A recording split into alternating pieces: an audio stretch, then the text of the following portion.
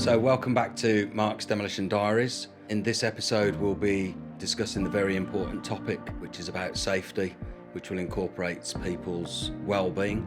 Safety, of course, is critical to us as a business and as an industry. Colemans was started in 1962. A lot of the demolition was done by hand. Over time, we've worked very hard to improve, to make sure that this industry can be the best that it can be. When I first started working in the industry full-time in 1993, I looked at it and I thought, do you know what? This really isn't where we should be as an industry. I'd been working at Henry Boot for 5 years, which is a construction company, and I'd learned a lot about safety, management systems, the introduction of the CDM regulations, looking at where we were as a business and trying to say, okay, what can we do differently? What can we really work on and improve? The first thing that we looked at was around how we were set up as a business, what systems and procedures we were working to. Fast forward to now where we are, where we have 3D video simulation, we have models, we're able to scan structures, we're able to get all of that data into one place, manipulate it and use it for improving the safety and the well-being of our staff. One of the things that I'm most proud about at Colemans, and I think it comes from being an Irish family business, is the culture that we have here. It's very much about care, consideration, it's about working together, team ethics. It's no good having a team of exceptional people that aren't all playing together and looking to achieve the same goals and objectives. The Coleman culture basically lends itself to an atmosphere and an underlying culture of transparency, trust, togetherness, and above all, safety. We have to go all the way back to June 2022 to find a first aid injury and July 2022 to find our last lost time injury. That's an absolutely fantastic achievement for everybody involved at Colemans. Most recently, on our Birmingham Airport project, we won the Contractor of the Month award for safety for outstanding performance. So on the back of the award that we won at the Birmingham Airport project, two of our colleagues were actually involved in a event that happened at the airport where they stepped up and offered first aid assistance to a passenger who had suffered a seizure. So obviously some people would shirk at that challenge, but our guys stepped up, and I'm really proud to say that the guys have that attitude and are available to just step up and take part in things like that. We identified that out on site, people have qualifications, they have training, they have certification, which permits them to carry out various activities out on site. Whereas when you come into the office, you have a lot looser arrangement. Somebody goes on holiday, maybe a trainee picks it up, isn't quite equipped with the experience and the knowledge to deal with what they're being asked to deal with.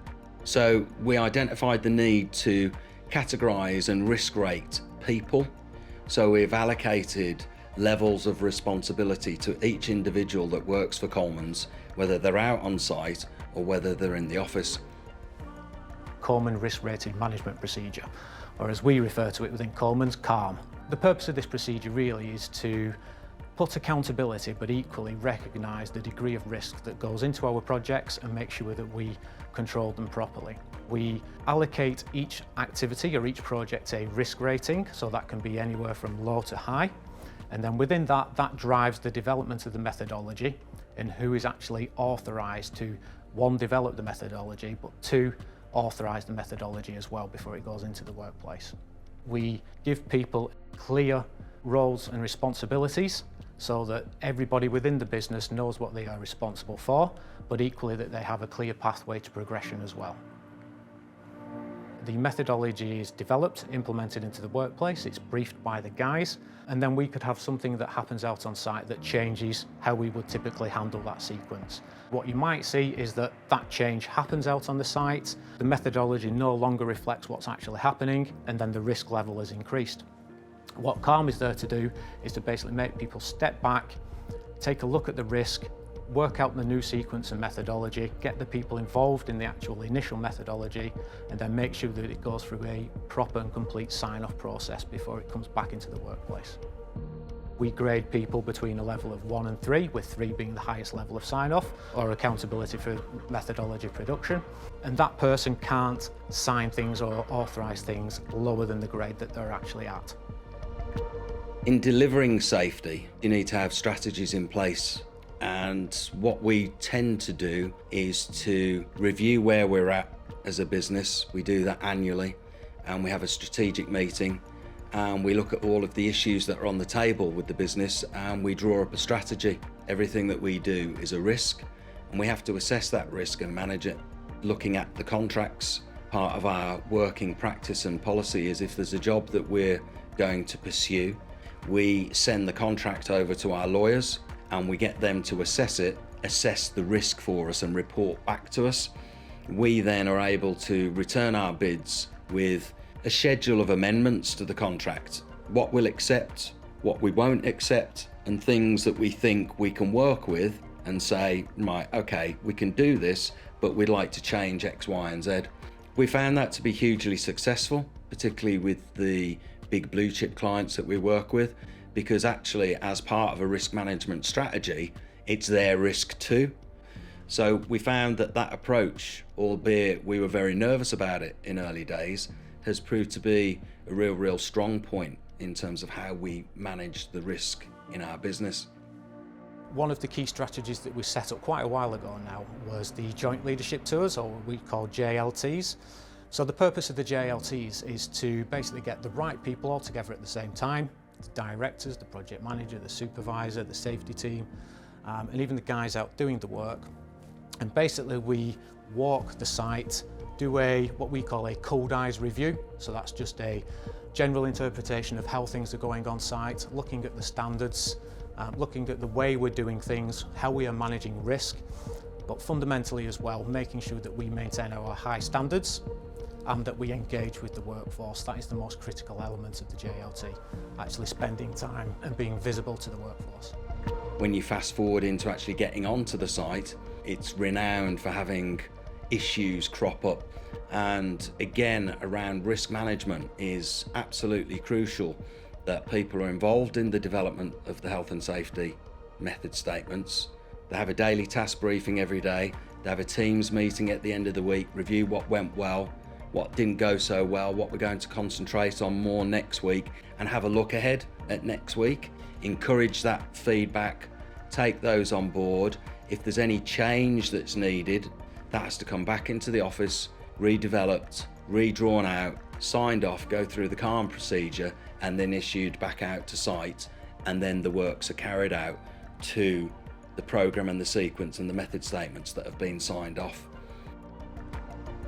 So here we have what is a typical Colemans site notice board. As you can see, nice neat notice board with all the typical kind of policies, procedures, environmental bulletins, safety bulletins, fire risk assessment and objectives. Really we display these in, we have here the canteen area for the guys to see between their breaks and their lunch times, but also we use this as a briefing area as well. To have a culture where people actually feel confident and can shout up and say, do you know what guys, I'm worried about this.